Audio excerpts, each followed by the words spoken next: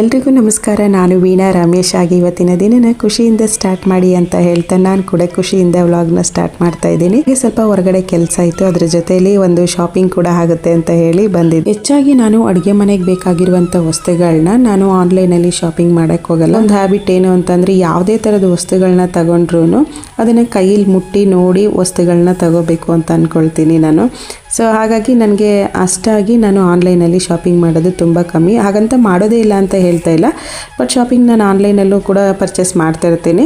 Star rate ನೋಡ್ಕೊಳ್ತೀನಿ, branded ಆಗಿರುವಂಥ ವಸ್ತುಗಳು ಯಾವ ರೀತಿ ಇರ್ತವೆ ಏನು ಅಂತ ನೋಡಿಕೊಂಡು, ಹೇಗಿದ್ರು ಬ್ರ್ಯಾಂಡ್ ಇರುವಂಥ ವಸ್ತುಗಳು ತುಂಬ ಜನ ತಗೊಂಡಿರ್ತಾರೆ. ಸೊ ಅದನ್ನೆಲ್ಲ ನೋಡಿಕೊಂಡು ಬೇಕು ಅಂದಾಗ ನಾನು ಆನ್ಲೈನಲ್ಲಿ ಕೂಡ ಶಾಪಿಂಗ್ ಮಾಡ್ತೀನಿ. ಈ ರೀತಿ ಪಾತ್ರೆಗಳನ್ನೆಲ್ಲ ತೊಗೊಬೇಕಾದ್ರೆ ನನಗೆ ಡೈರೆಕ್ಟಾಗಿ ಅಂಗಡಿಗೆ ಹೋಗಿ ಮುಟ್ಟಿ ನೋಡಿ ಕ್ವಾಲಿಟಿ ಚೆಕ್ ಮಾಡಿ ತಗೊಳ್ಳೋದು ಸ್ವಲ್ಪ ಒಂಥರ ಉತ್ತಮ ಅಂತ ಅನಿಸುತ್ತೆ. ಸೊ ಹಾಗಾಗಿ ನಾನು ಅಂಗಡಿಯಲ್ಲಿ ಹೋಗಿ ಶಾಪಿಂಗ್ ಮಾಡ್ಕೊಂಡು ಬರ್ತೀನಿ. ಹಾಗೆ ನನಗೆ 1 ಲೀಟ್ರದ್ದು ಆಯಿಲ್ ಬಾಟಲ್ ಬೇಕಾಗಿತ್ತು, ಸ್ಟೀಲ್ದು ಅಂತ ಹೋಗಿದ್ದೆ. ಬಟ್ ಅಲ್ಲಿ 1.5 ಲೀಟ್ರದ್ದು ಇತ್ತು, ಮತ್ತು 1 ಲೀಟ್ರದ್ದು ಇತ್ತು ಕೂಡ, ಅದು ಪ್ಲಾಸ್ಟಿಕ್ ಕ್ಯಾಪ್ ಇತ್ತು. ನನಗೆ ಅದು ಲೈಕ್ ಆಗಲಿಲ್ಲ. ಹಾಗಾಗಿ ನೆಕ್ಸ್ಟ್ ವೀಕ್ ಬರುತ್ತೆ ಅಂತ ಹೇಳಿದರು, ಅವಾಗ ಹೋಗಿ ತೊಗೊಂಡ್ರಾಗುತ್ತೆ ಅಂತ ಹೇಳಿ ಹಾಗೆ ವಾಪಸ್ ಬಂದ್ವಿ. ಏನು ಶಾಪಿಂಗ್ ಮಾಡ್ಕೊಳ್ಳಿಲ್ಲ. ಮತ್ತು ಮನೆಗೆ ಬಂದು ನಾನು ಇಡ್ಲಿಗೆ ಅಂತ ಅಕ್ಕಿ ಎಲ್ಲ ನೆನೆಸಿಟ್ಟು ಹೋಗಿದ್ದೆ. ಅದನ್ನೆಲ್ಲ ಇಡ್ಲಿ ಬ್ಯಾಟರ್ನ ರೆಡಿ ಮಾಡ್ಕೊಳ್ಳೋಣ ಅಂತ ಹೇಳಿ ಈವ್ನಿಂಗು ಎಲ್ಲ ರೆಡಿ ಮಾಡ್ತಾ ಇದ್ದೆ. ಮತ್ತು ನನಗೆ ಆಯಿಲ್ ಬಾಟ್ಲು ಲಿಂಕ್ ಕೇಳ್ತಾ ಇರ್ತೀರ, ಹಾಗೆ ಗ್ಲಾಸ್ ಮಗ್ಗಳ ಲಿಂಕು, ಸೊ ಇದ್ರದ್ದೆಲ್ಲ ಕೇಳ್ತಾ ಇರ್ತಾರಲ್ಲ, ನಾನು ಈ ರೀತಿ ಅಂಗಡಿಗಳಲ್ಲೇ ಹೋಗಿ ನೋಡಿ ತಗೊಳ್ಳೋ ಅಂಥದ್ದು. ಸೊ ನಾನು ಆನ್ಲೈನಲ್ಲಿ ಶಾಪಿಂಗ್ ಮಾಡಿದರೆ ಖಂಡಿತ ಅದರ ಲಿಂಕ್ನ ಕೊಡ್ತಾ ಇದ್ದೆ. ಬಟ್ ಕೆಲವೊಂದು ನಾನು ಆನ್ಲೈನಲ್ಲಿ ಅಷ್ಟು ಶಾಪಿಂಗ್ ಮಾಡೋಕ್ಕೆ ಹೋಗಲ್ಲ, ಹಾಗಾಗಿ ಲಿಂಕ್ನ ಕೊಡೋಕ್ಕಾಗೋದಿಲ್ಲ. ಮತ್ತು ಶಾಪ್ ಲಿಂಕ್ನ ಕೇಳ್ತಾ ಇರ್ತೀರ. ನಾವಿರೋದು ಪಾಂಡಿಚೇರಿಯಲ್ಲಿ, ಸೊ ನಾನು ಅಂಗಡಿ ಅಡ್ರೆಸ್ ಕೊಟ್ಟರು ಯಾವ ರೀತಿ ತಗೊಳಕ್ಕಾಗುತ್ತೆ. ಸೊ ಹಾಗಾಗಿ ಅಂಗಡಿ ಅಡ್ರೆಸ್ ಕೂಡ ಕೊಡೋದಕ್ಕಾಗೋದಿಲ್ಲ. ಬಟ್ ನಾನು ಈ ರೀತಿ ತಗೊಂಡೆ ಅಂತ ಹೇಳ್ಬೋದು. ಆನ್ಲೈನಲ್ಲಿ ಏನಾದರೂ ಪರ್ಚೇಸ್ ಮಾಡಿದರೆ ಖಂಡಿತವಾಗೂ ನನ್ನ ಹತ್ರ ಲಿಂಕ್ ಇದ್ದರೆ ಯಾವುದಾದ್ರೂ ಮುಂದೆ ಬರುವಂಥ ವಿಡಿಯೋಗಳಲ್ಲಿ ಲಿಂಕ್ನ ಶೇರ್ ಮಾಡ್ಕೊಳ್ತೀನಿ. ಇಡ್ಲಿ ಬ್ಯಾಟರ್ನ ರೆಡಿ ಮಾಡಬೇಕಾದ್ರೆ ನಾನು ಉದ್ದಿನಬೇಳೆ ಮತ್ತು ಮೆಂತ್ಯವನ್ನು ಸಪ್ರೇಟಾಗಿ ನೆನೆ ಹಾಕ್ಕೊಂಡಿರ್ತೀನಿ. ಅದನ್ನು ಫಸ್ಟು ರುಬ್ಕೊಳ್ತೀನಿ. ಸೊ ರುಬ್ಬಬೇಕಾದ್ರೆ 1 ಬೌಲ್ ಫುಲ್ಲಾಗಿ ಐಸ್ ಕ್ಯೂಬ್ನ ಹಾಕಿ ರುಬ್ತೀನಿ. ಚೆನ್ನಾಗಿ ಹಿಟ್ಟು ಉಬ್ಬಿ ಬರುತ್ತೆ. ಸೊ ಚೆನ್ನಾಗಿನ್ನು ಅವಾಗವಾಗಲೇ ಹೋಗಿ ನೀರು ಹಾಕಬೇಕು ಅನ್ನೋ ಹಾಗಿರಲ್ಲ, ಚೆನ್ನಾಗಿ ಉಬ್ಬಿ ಬಂದಿರುತ್ತೆ ಹಿಟ್ಟು. ಸೊ ಒಂದ್ಸಲ ಟ್ರೈ ಮಾಡಿ ನೋಡಿ, ಬೇಕಾದರೆ ಸಾಫ್ಟಾಗಿ ಕೂಡ ಇಡ್ಲಿ ಬರ್ತವೆ. ಇವತ್ತು ಈವ್ನಿಂಗ್ ಸ್ನ್ಯಾಕ್ಸಿಗೆ ನಾನು ಗೋಬಿ ಮಾಡ್ತಾ ಇದ್ದೆ. ಮಕ್ಕಳು 3 ಗಂಟೆ ಆಗೋದೇ ತಡ, ಏನು ಸ್ನ್ಯಾಕ್ಸ್ ಮಾಡ್ತೀರಾ ಅಂತ ಕೇಳಿಬಿಡ್ತಾರೆ. ಸೊ ರೂಢಿ ಆಗೋಗ್ಬಿಟ್ಟಿದೆ ಅವರಿಗೆ, ಈವ್ನಿಂಗ್ ಏನಾದರೂ ಮಾಡಿಕೊಟ್ಟು ರೂಢಿ ಆಗೋಗಿದೆ. ಹಾಗಾಗಿ ಏನು ಮಾಡ್ತೀರಾ ಅಮ್ಮ ಇವತ್ತು ಅಂತ ಕೇಳ್ತಾ ಇರ್ತಾರೆ.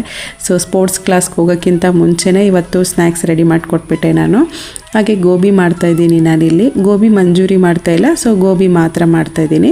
ಗೋಬಿ 65 ಅಂತ ಹೇಳ್ಬೋದು ಇದನ್ನು. ಒಂದು ಪಾತ್ರೆಯಲ್ಲಿ ನಾನು ಬಿಸಿನೀರನ್ನ ರೆಡಿ ಮಾಡ್ಕೊಳ್ತಾ ಇದ್ದೀನಿ, ಕಾಲಿಫ್ಲವರ್ನ ವಾಶ್ ಮಾಡ್ಕೊಳ್ಳೋಕ್ಕೆ ಅಂತ. ಹಾಗೆ ಆ ಬಿಸಿನೀರ ಜೊತೆಗೆ ಒಂದು ಚುಟ್ಕಿವಷ್ಟು ಅರಿಶಿನ ಹಾಕಿದ್ದೀನಿ.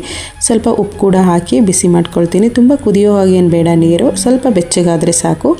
ಇನ್ನೊಂದು ಕಡೆ ನಾನು ಕಾಲಿಫ್ಲವರ್ನ ಕ್ಲೀನ್ ಮಾಡ್ಕೊಳ್ತಾ ಇದ್ದೆ. ಎಷ್ಟೇ ಚೆನ್ನಾಗಿ ಕ್ಲೀನ್ ಮಾಡಿದ್ರೂ ಹಾಗೆ ಕಣ್ಣಿಗೆ ಕಾಣ್ತಾ ಇರೋಂಥ ಹಸಿರು ಹುಳಗಳಿರ್ತವೆ. ಎಷ್ಟೇ ಚೆನ್ನಾಗಿ ಕ್ಲೀನ್ ಮಾಡಿದ್ರೂ ಹುಳಗಳು ಕಾಣಿಸ್ತಾ ಇರುತ್ತೆ ಅಂತ ಹೇಳಿಬಿಟ್ಟು ಬಿಸಿನೀರಲ್ಲಿ ಒಂದು ಚುಟ್ಕಿ ಅರಿಶಿನ ಹಾಕಿ ವಾಶ್ ಮಾಡೋವಂಥದ್ದು. ಬೆಳಿಬೇಕಾದ್ರೂ ಅಷ್ಟೇ ಜಾಸ್ತಿ ಔಷಧಿ ಹೊಡೆದು ಬೆಳೆಸಿರ್ತಾರೆ. ಕ್ಯಾಬ್ರೇಜ್ ಆಗಿರ್ಬೋದು, ಕಾಲಿಫ್ಲವರ್ ಆಗಿರ್ಬೋದು, ಇದನ್ನೆಲ್ಲ ಜಾಸ್ತಿ ಔಷಧಿ ಹಾಕಿ ಬೆಳೆಸ್ತಾ ಇರ್ತಾರೆ ಅಂತ ಹೇಳ್ಬಿಟ್ಟು ಒಂದು ಚುಟ್ಕಿಯಷ್ಟು ಅರಿಶಿನ ಹಾಕಿ ಬಿಸಿನೀರಲ್ಲಿ ಉಪ್ಪು ಹಾಕಿ ಕ್ಲೀನ್ ಮಾಡಿ ಇಟ್ಕೊಂಡಿರೋ ಹೂಕೋಸು ಎಲ್ಲನೂ ಒಂದು 5 ನಿಮಿಷ ಆ ಬಿಸಿನೀರಲ್ಲಿ ನೆನೆಸ್ಬಿಟ್ಟು ಆಮೇಲೆ ಶೋಧಿಸ್ಕೊಳ್ತೀನಿ. ಸೊ ಹಾಗೆ ನಾನು ಇದಕ್ಕೆ ಏನೆಲ್ಲ ಮಸಾಲ ರೆಡಿ ಮಾಡಿ ಇಟ್ಕೊಂಡಿದ್ದೀನಿ ಅಂತ ಹೇಳ್ತೀನಿ. ತುಂಬಾ ರೇರು ನಾನು ಈ ರೀತಿ ಎಣ್ಣೆಯಲ್ಲಿ ಮಾಡೋ ಅಂಥ ಪದಾರ್ಥಗಳು ತುಂಬಾ ಕಡಿಮೆ, ಜಾಸ್ತಿ ಮಾಡೋಕ್ಕೋಗಲ್ಲ. ಬಟ್ ನಮ್ಮ ಮನೇಲಿ ನಮ್ಮ ಅನ್ಸಿಕನಿಗೆ ತುಂಬ ಇಷ್ಟ ಆಗುತ್ತೆ ಈ ರೀತಿ ಸ್ನ್ಯಾಕ್ಸ್ಗಳು. ಸೊ ಅವಳಿಗಂತೂ ಗೋಬಿ ಮಂಚೂರಿ ಹಾಸನಲ್ಲಿ ಮಾಡ್ತಾರಲ್ಲ ಆ ರೀತಿ ಅಂತೂ ತುಂಬ ಇಷ್ಟಪಡ್ತಾಳೆ. ಇಲ್ಲಿ ತುಂಬ ಕಮ್ಮಿ, ಸಿಗೋದೇ ಇಲ್ಲ ಇಲ್ಲಿ ಪಾಂಡಿಚೇರಿಲಿ ಗೋಬಿ ಮಂಚೂರಿ.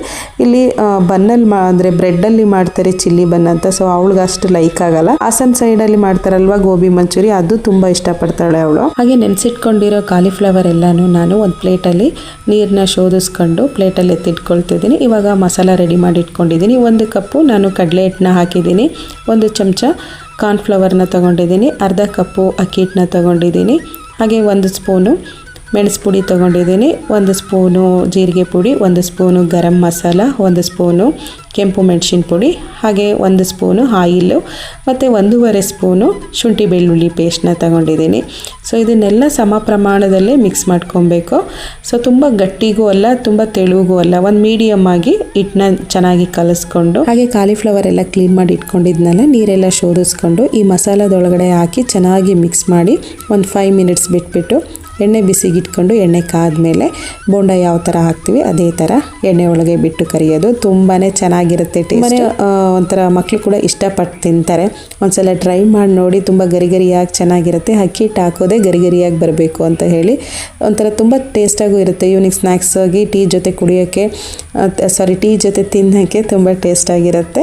ಹಾಗೆ ನಾನು ಗೋಬಿ ಮಾಡ್ತಾ ಇರಬೇಕಾದ್ರೇ ನಮ್ಮ ರಿತ್ವಿಕ್ ಸ್ವಾಮಿಗಳು ಫೋನ್ ಮಾಡಿಬಿಟ್ಟು ಮನೆಗೆ ಒಬ್ಬರು ಹೊಸ್ದಾಗಿ ಅತಿಥಿಗಳು ಬರ್ತಾ ಇದ್ದಾರೆ, ಯಾರಂತ ಗೆಸ್ ಮಾಡಿ ಅಂತ ಹೇಳಿದರು.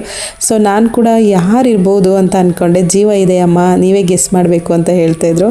ನಾನು ಅಂದ್ಕೊಂಡೆ ಇಲ್ಲಿ ಯಾರಾದರೂ ಊರಿಂದ ಸರ್ಪ್ರೈಸಾಗಿ ಬಂದಿದ್ದಾರಾ ಹೀಗಂತ ಹೇಳ್ತಾ ಇದ್ದಾನಲ್ಲ ಅಂತ ಅಂದ್ಕೊಂಡೆ. ಆಮೇಲೆ ನೋಡಿದ್ರೆ ಅವನ ಫ್ರೆಂಡು ಒಂದು ಮಲನ ಕೊಟ್ಟಿದ್ದರು. ಸೊ ಅದನ್ನು ತಗೊಂಡು ಬಂದಿದ್ದ. ತುಂಬ ಕ್ಯೂಟಾಗಿತ್ತು. ಇನ್ನು ಚಿಕ್ಕ ಮರಿ ಇದು, ತುಂಬ ಕ್ಯೂಟಾಗಿ ಕಾಣ್ತಾ ಇತ್ತು. ನೋಡೋಕ್ಕಿಂತ ಮುದ್ದಾಗಿತ್ತು. ಸ್ವಲ್ಪ ಭಯ ಪಡ್ತಾಯಿತ್ತು. ಹೊಸ ಜಾಗ, ಹೊಸ ಜನ, ನನಗೇನು ತೊಂದರೆ ಮಾಡಿಬಿಡ್ತಾರೋ ಅನ್ನೋ ಭಯ ಪಾಪ ಅಲ್ವಾ.